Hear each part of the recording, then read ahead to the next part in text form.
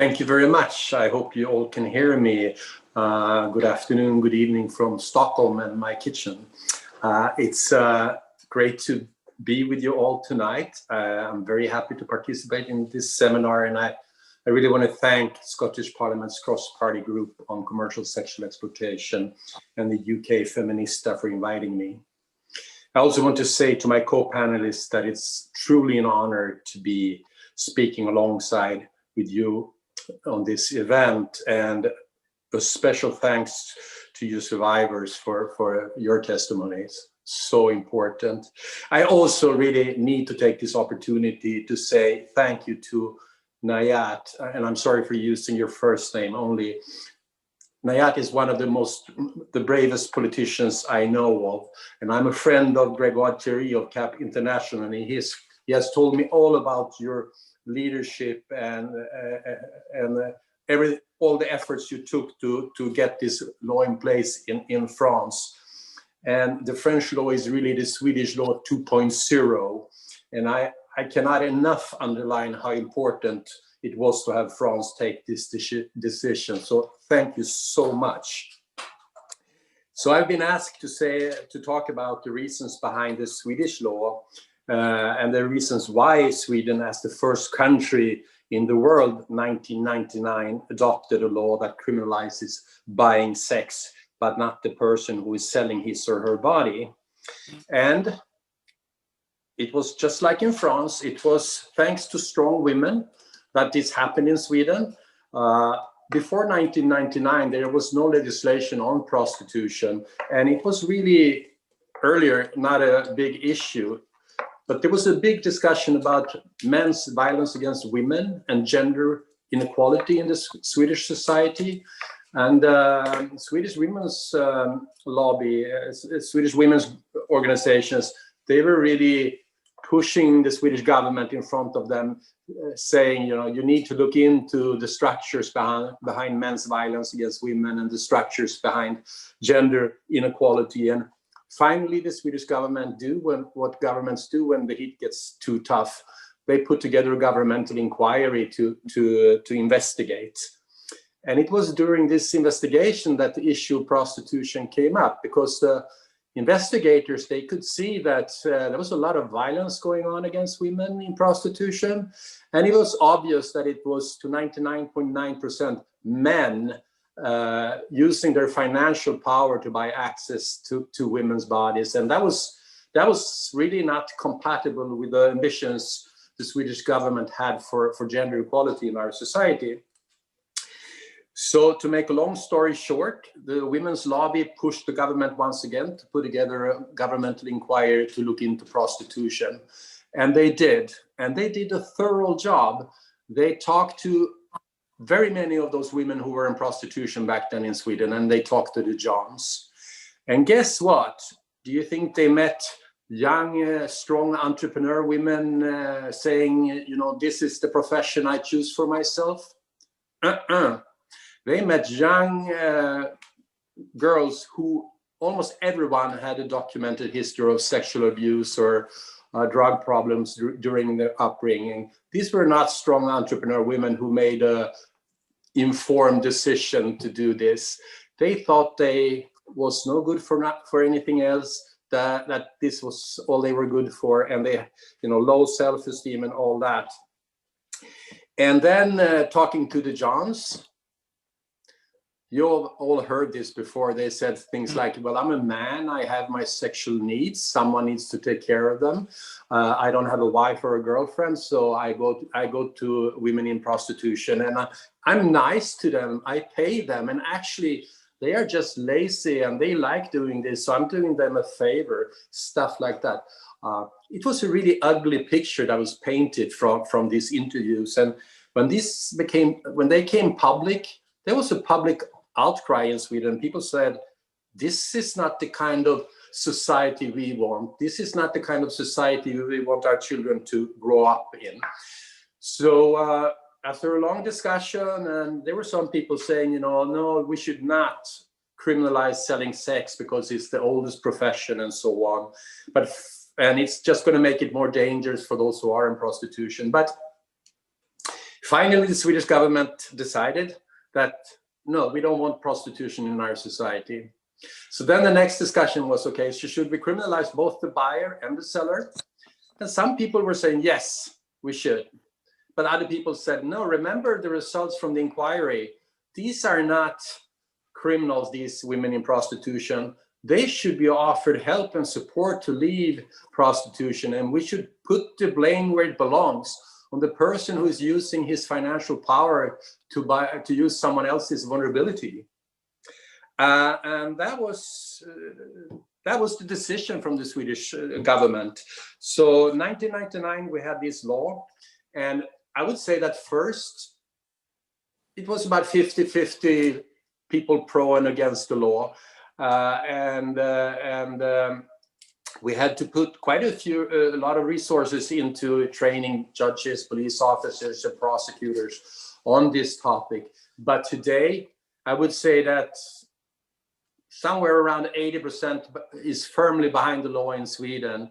If you talk to Swedish police, I don't think you will ever find any police officer working on this issue that would say that they think that this law has made it worse in any way. No, on the contrary, they say that this law is perfect.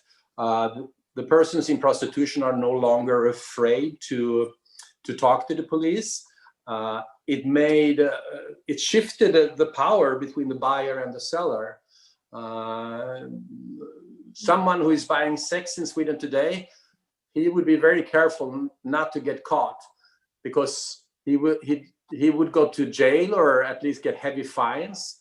He would also lose his face because, like I said, most people don't think this is acceptable. So the buyer knows that if he does something, the woman in prostitution can just pick up the phone and call the police, and they will come and pick up the buyer. So we have actually not had one violent crime against someone in prostitution since the law came into force, and not one single murder of someone in prostitution. And I will do a quick comparison with Germany later, but I can say right now that in Germany, who took the opposite path, 2002, and said we're going to regulate prostitution, make it legal, and so on, they have had more than 80 murders of women since they put their legislation in place. So that system is not protecting the women they thought.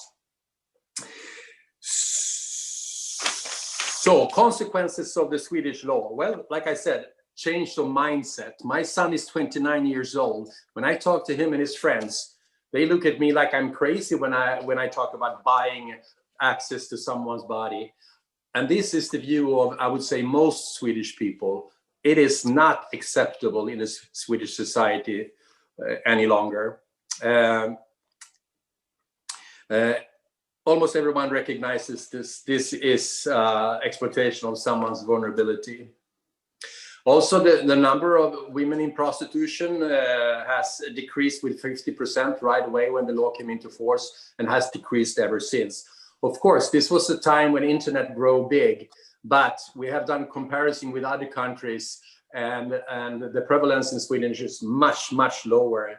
And like you said, Diane, prostitution did not go underground. That's just a stupid argument, because if you are in the business of selling your body, your customer needs to find you. And if the customers find you, the police can find you. That's just the way it is.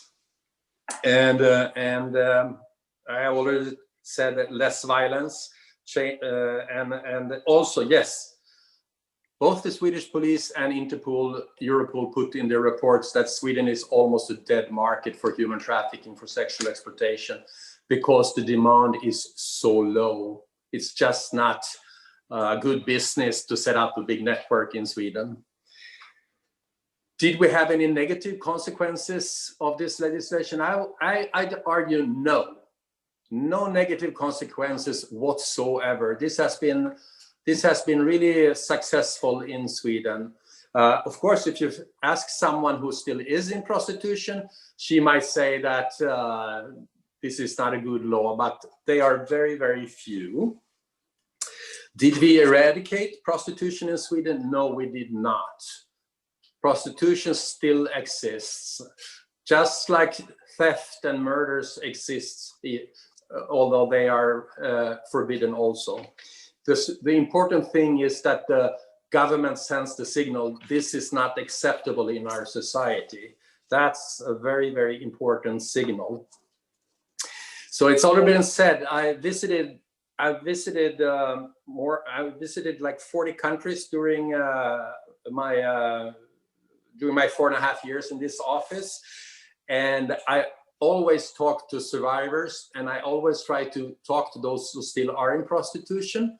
And I have still yet not met anyone who left prostitution who say, oh, actually, that was a choice that I did for a period of my life. I wanted to do that. No, they will testify that they either were forced into it, lured into it, or they saw no other way of putting bread on their table, but they would never have chosen this if they had an option.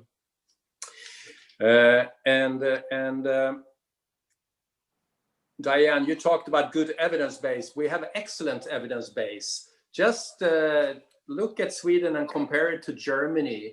3 years between our decisions. Sweden went with prohibiting purchase of sex, providing support to those in prostitution. Germany, legislation saying brothels are okay, pimping is okay, and buying sex is okay. Well, Germany today, they have seen a 38% increase in demand. They have 1.2 billion purchases of sex every 24 hours, approximately 400,000 women in prostitution. 98% approximately of these women are young women from other countries than Germany. They are the ones who have to attend to the huge demand in Germany. And also, Germany have a big problem with gender equality and with organized crime, trafficking for sexual exploitation. And this is not something that I make up. This you can ask any public officer on. So I would like to end my short intervention with a quote, and it's an unknown author. Sex work is a clever euphemism preferred by the pimp lobby to whitewash and sanitize the brutalities of prostitution. Prostitution, or arguing that prostitution is a job, is not about protecting the rights for persons to sell their bodies. It's all about protecting the financial interests of pimps and other people behind this terrific business, or this awful business. So, thank you very much.